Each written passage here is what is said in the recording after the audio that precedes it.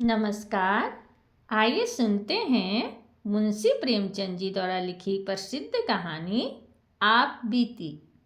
प्राय अधिकांश साहित्य सेवियों के जीवन में एक ऐसा समय आता है जब पाठकगण उसके पास श्रद्धापूर्ण पत्र भेजने लगते हैं।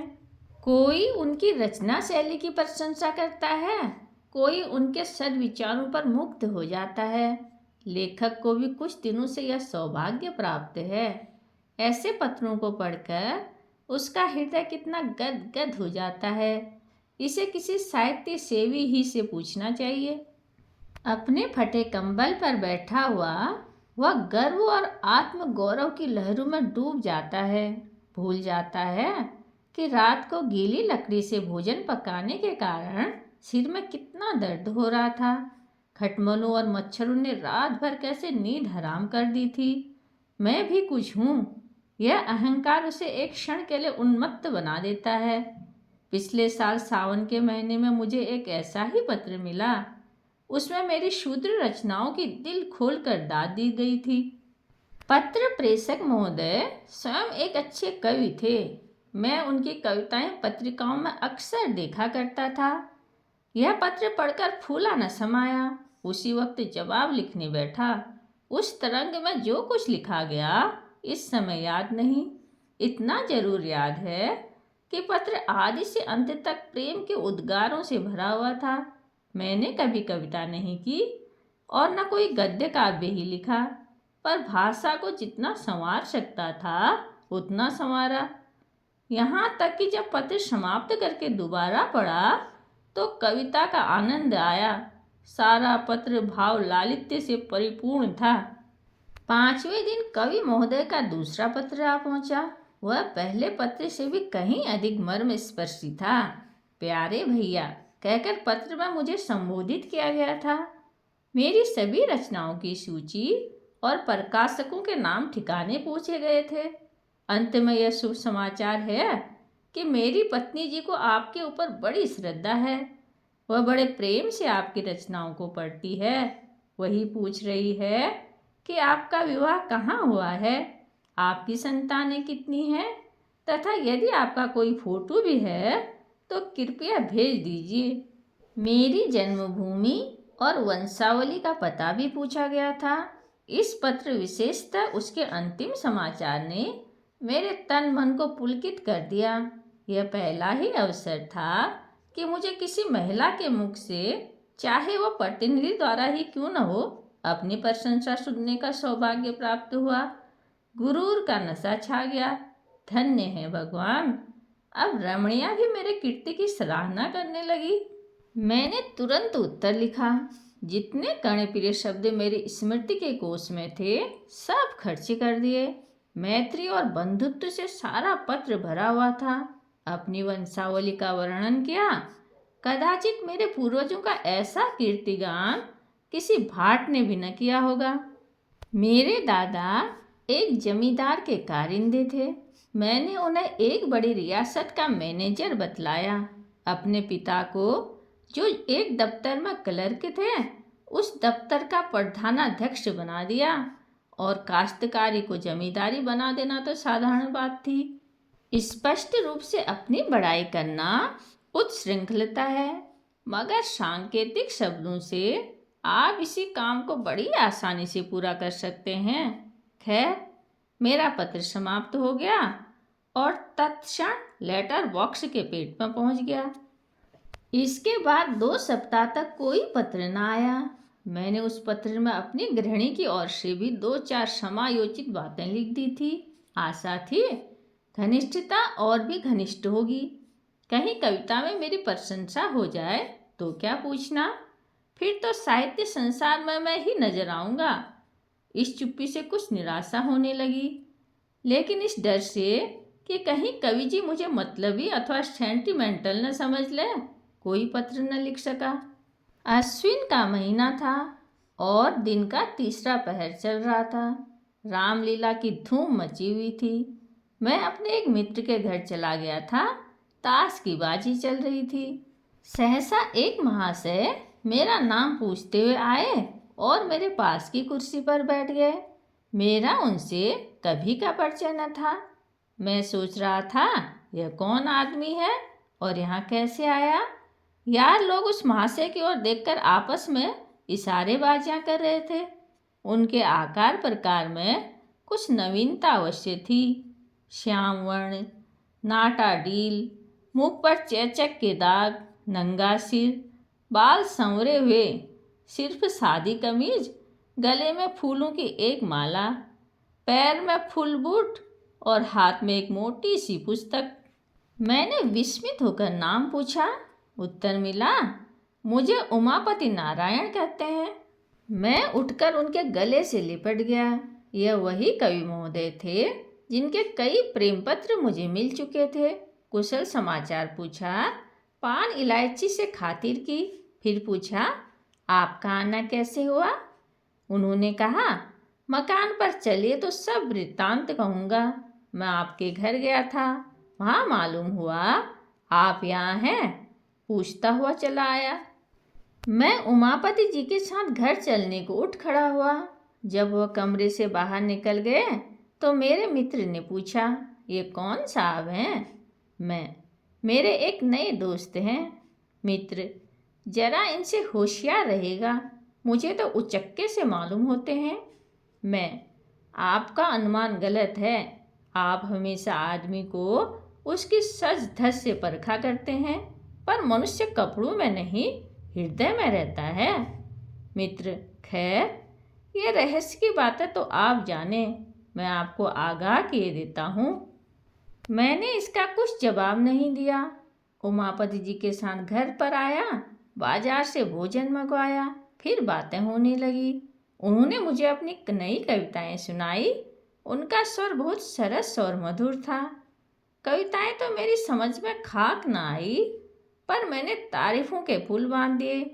झूम झूम कर वाह वाह करने लगा, जैसे मुझसे बढ़कर कोई काव्य रसिक संसार में न होगा। संध्या को हम रामलीला देखने गए। लौटकर उन्हें फिर भोजन कराया। अब उन्होंने अपना वृत्तांत सुनाना शुरू किया। इस समय वे अपनी पत्नी को लेने के लिए कानपुर जा रहे हैं। उनका मकान कानपुर ही में है। उनका विचार है कि एक मासिक पत्रिका निकालें। उनकी कविताओं के लिए एक प्रकाशक 1000 रुपये देता है, पर उनकी इच्छा तो यह है कि उन्हें पहले पत्रिका में क्रमशः निकाल कर फिर अपने ही लागत से पुस्तक छपवाएं। कानपुर में उनकी जमींदारी भी है, पर वे साहित्यिक जीवन व्यतीत करना चाहते हैं। जमींदारी से उन्हें घृणा है। उनकी स्त्री एक कन्या विद्यालय में प्रधानाध्यापिका है। आधी रात तक बातें होती रही।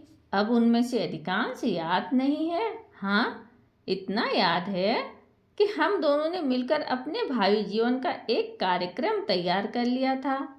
मैं अपने भाग्य को सराहता था कि भगवान ने बैठे बैठाए ऐसा सच्चा मित्र भेज दिया। आधी रात बीत गई तो सोए। उन्हें दूसरे दिन 8 बजे की गाड़ी से जाना था। मैं जब सोकर उठा तब 7 बज चुके थे। उमापति जी हाथ मुँह धोए तैयार बैठे थे। बोले, अब आज्ञा दीजिए, लौटते समय इधर ही से आऊँगा। इस समय आपको कुछ कष्ट दे रहा हूँ, क्षमा कीजिएगा। मैं कल चला तो प्रातःकाल के 4 बजे थे। 2 बजे रात से पड़ा जाग रहा था कि कहीं नींद ना आ जाए, बल्कि यूँ समझिए कि सारी रात जागना पड़ा, क्योंकि चलने की चिंता लगी हुई थी। गाड़ी में बैठा तो झपकियाँ आने लगी। कोट उतार कर रख दिया और लेट गया। तुरंत नींद आ गई। मुगल सराय में नींद खुली तो कोट गायब। नीचे ऊपर चारों तरफ देखा, कहीं पता नहीं। समझ गया कि किसी महाशय ने उड़ा दिया। सोने की सजा मिल गई। कोट में 50 रुपये खर्च के लिए रखे थे, वे भी उसके साथ उड़ गए। आप मुझे 50 रुपये दें, पत्नी को मैके से लाना है, कुछ कपड़े वगैरह ले जाने पड़ेंगे। फिर ससुराल में सैकड़ों तरह के नेक जोग लगते हैं। कदम कदम पर रुपये खर्च होते हैं। न खर्च कीजिए तो हंसी हो। मैं इधर से लौटूंगा तो देता जाऊंगा। मैं बड़े संकोच में पड़ गया। एक बार पहले भी धोखा खा चुका था। तुरंत भ्रम हुआ, कहीं अब की बार फिर वही दशा न हो। लेकिन शीघ्र ही मन के इस अविश्वास पर लज्जित हुआ। संसार में सभी मनुष्य एक से नहीं होते। ये बेचारे इतने सज्जन हैं, इस समय संकट में पड़ गए हैं और मैं मिथ्या संदेह में पड़ा हुआ हूँ। घर में आकर पत्नी से कहा, तुम्हारे पास कुछ रुपये तो नहीं हैं? स्त्री, क्या करोगे? मैं, मेरे मित्र जो कल आए हैं उनके रुपये किसी ने गाड़ी में चुरा लिए। उन्हें बीवी को विदा कराने ससुराल जाना है, लौटती बार देते जाएंगे। पत्नी ने व्यंग करके हंसते हुए धीरे से कहा, तुम्हारे पास जितने मित्र आते हैं सब तुम्हें ठगने ही आते हैं। सभी संकट में पड़े रहते हैं। मेरे पास रुपये नहीं हैं। मैंने खुशामद करते हुए कहा, लाओ, दे दो। बेचारे तैयार खड़े हैं, गाड़ी छूट जाएगी। स्त्री, कह दो इस समय घर में रुपये नहीं है। मैं, यह कह देना आसान नहीं है। इसका अर्थ तो यह है कि मैं दरिद्र ही नहीं, मित्रहीन भी हूँ। नहीं तो क्या मेरे लिए 50 रुपये का इंतजाम न हो सकता? उमापति को कभी विश्वास न आएगा कि मेरे पास रुपये नहीं है। इससे तो कहीं अच्छा हो कि साफ साफ यह कह दिया जाए कि हमको आप पर भरोसा नहीं है। हम आपको रुपया नहीं दे सकते, कम से कम अपना पर्दा तो ढका रह जाएगा। श्रीमती ने झुंझलाकर संदूक की कुंजी मेरे आगे फेंक दी और नाराजगी के साथ कहा, तुम्हें जितना बहस करना आता है उतना कहीं आदमियों को परखना आता तो अब तक आदमी हो गए होते। ले जाओ, दे दो। किसी तरह तुम्हारी मर्जात तो बनी रहे, लेकिन उधार समझकर मत दो। यह समझ लो कि पानी में फेंके देते हैं। मुझे आम खाने से काम था, पेड़ गिनने से नहीं। चुपके से रुपये निकाले और लाकर उमापति को दे दिए। फिर लौटती बार आकर रुपये दे जाने का आश्वासन देकर वे चल दिए। 7वें दिन शाम को वे घर से लौट आए। उनकी पत्नी और पुत्री भी साथ थी। मेरी पत्नी ने शक्कर और दही खिलाकर उनका स्वागत किया। मुंह दिखाए के 20 रुपये दिए। उनकी पुत्री को भी मिठाई खाने को 2 रुपये दिए। मैंने समझा था उमापति आते ही आते मेरे रुपये गिनने लगेंगे, लेकिन उन्होंने पहर रात गए तक रुपयों का नाम भी नहीं लिया। जब मैं घर में सोने गया तो कुछ झिझकते हुए बीवी से कहा, इन्होंने तो रुपये नहीं दिए जी। पत्नी ने व्यंग से हंसकर कहा, तो क्या सचमुच तुम्हें आशा थी कि वे आते ही आते तुम्हारे हाथ में रुपये रख देंगे? मैंने तो तुमसे पहले ही कह दिया था कि फिर पाने की आशा से रुपये मत दो। यही समझ लो कि किसी मित्र के सहायतार्थ दे दिए, लेकिन तुम भी विचित्र आदमी हो। मैं लज्जित और चुप हो गया। उमापति जी 2 दिन रहे। मेरी पत्नी उनका यथोचित आदर सत्कार करती रही, लेकिन मुझे उतना संतोष न था। मैं समझता था कि उन्होंने मुझे धोखा दिया। तीसरे दिन प्रातःकाल वे चलने को तैयार हुए। मुझे अब भी आशा थी कि वे रुपये देकर जाएंगे, लेकिन जब उनकी नई राम कहानी सुनी तो सन्नाटे में आ गया। वे अपना बिस्तर बांधते हुए बोले, बड़ा ही खेद है कि मैं अब की बार आपके रुपये न दे सका। बात यह है कि मकान पर पिताजी से भेंट ही नहीं हुई। वे तहसील वसूल करने गांव गए थे और मुझे इतना अवकाश न था कि गांव तक जाता। रेल का रास्ता नहीं है, बैलगाड़ियों पर जाना पड़ता है। इसलिए मैं एक दिन मकान पर रहकर ससुराल चला गया। वहाँ सब रुपये खर्च हो गए। विदाई के रुपये न मिल जाते तो यहाँ तक आना कठिन था। अब मेरे पास रेल का किराया तक नहीं है। आप मुझे 25 रुपये और दे दें, मैं वहाँ जाते ही भेज दूँगा। मेरे पास इक्के तक का किराया नहीं है। जी मैं तो आया कि टका सा जवाब दे दूँ, पर इतनी अशिष्टता न हो सकी। फिर पत्नी के पास गया और रुपये मांगे। अब की बार उन्होंने बिना कुछ कहे सुने रुपये निकाल कर मेरे हवाले कर दिए। मैंने उदासीन भाव से रुपये उमापति जी को दे दिए।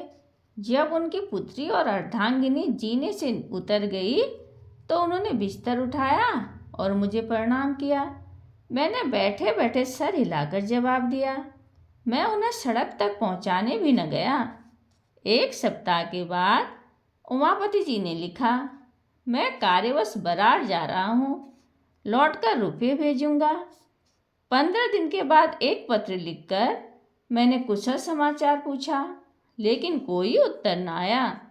15 दिन के बाद फिर रुपयों का तकाजा किया, उसका भी कुछ जवाब न मिला। 1 महीने के बाद मैंने फिर तकाजा किया, उसका भी यही हाल। एक रजिस्ट्री पत्र भेजा, वह पहुंच गया, इसमें संदेह नहीं, लेकिन जवाब उसका भी ना आया।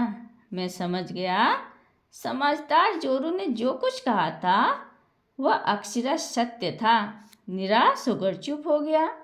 इन पत्रों की मैंने पत्नी से चर्चा भी न की और न उसी ने कुछ इस बारे में पूछा।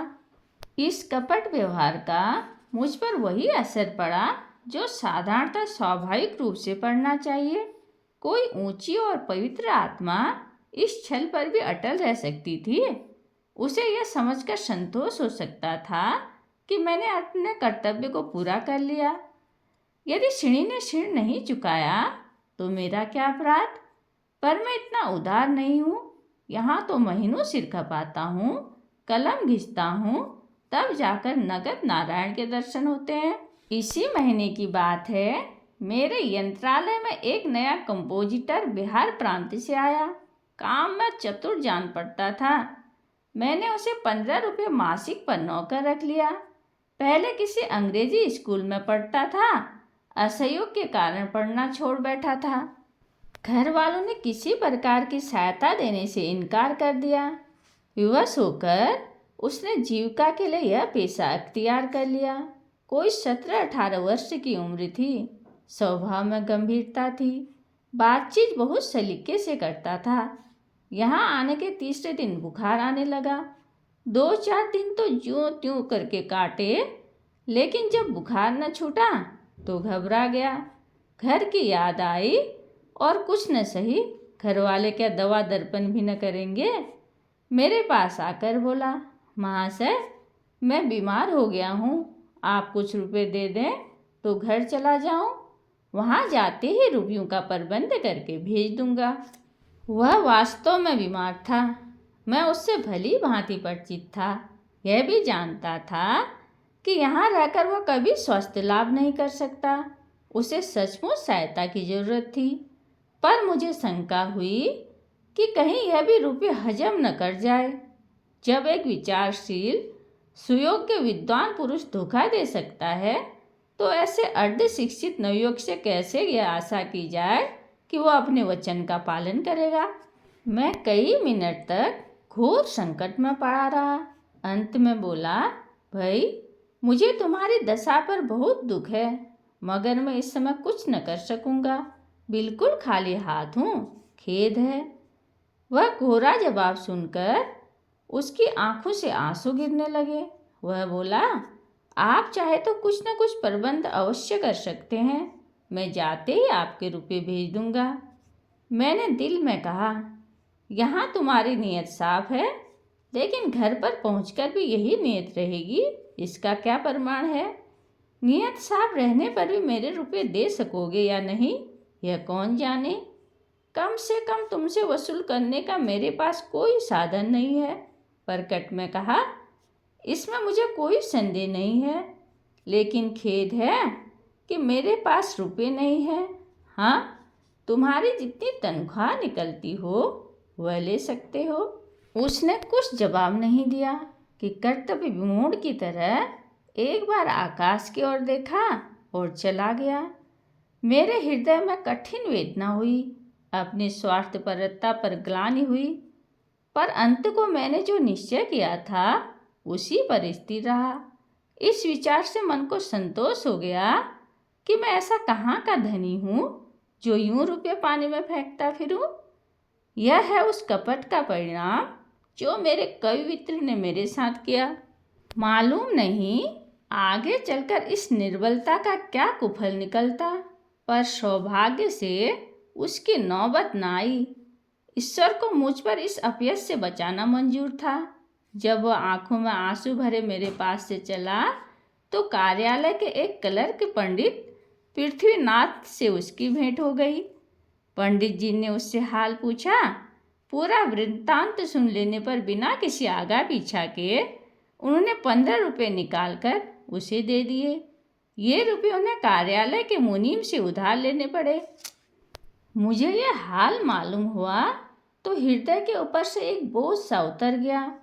अब वह बेचारा मज़े से अपने घर पहुंच जाएगा। यह संतोष मुफ्त ही में प्राप्त हो गया। कुछ अपनी निष्ठा पर लज्जा भी आई। मैं लंबे लंबे लेख में दया, मनुष्यता और सद्व्यवहार का उपदेश दिया करता था, पर अवसर पड़ने पर साफ जान बचाकर निकल गया। और ये बेचारा क्लर्क जो मेरे लेखों का भक्त था, इतना उदार और दयाशील निकला। गुरु गुड़ ही रहे, चेला शक्कर हो गए।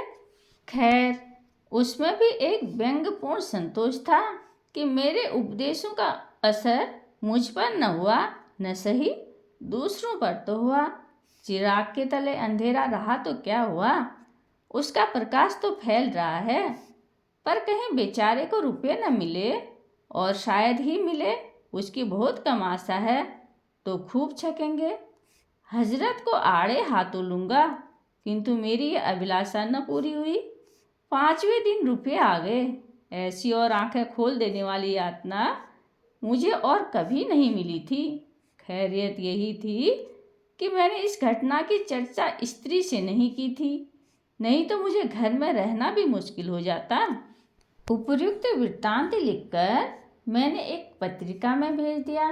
मेरा उद्देश्य केवल यह था कि जनता के सामने कपट व्यवहार के कुपरिणाम का एक दृश्य रखूं।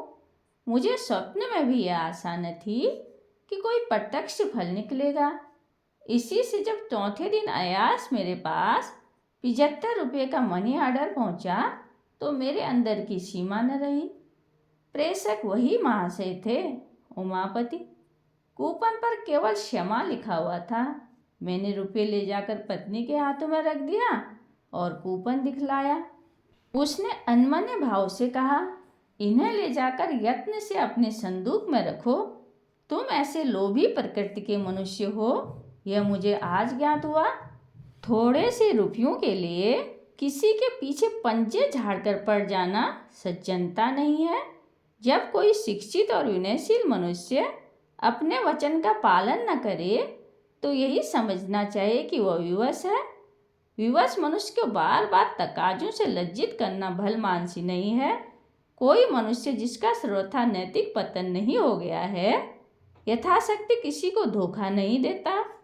इन रुपयों को मैं तब तक अपने पास नहीं रखूंगी जब तक उमापति का कोई पत्र नहीं आ जाएगा कि क्यों रुपये भेजने में इतना विलंब हुआ।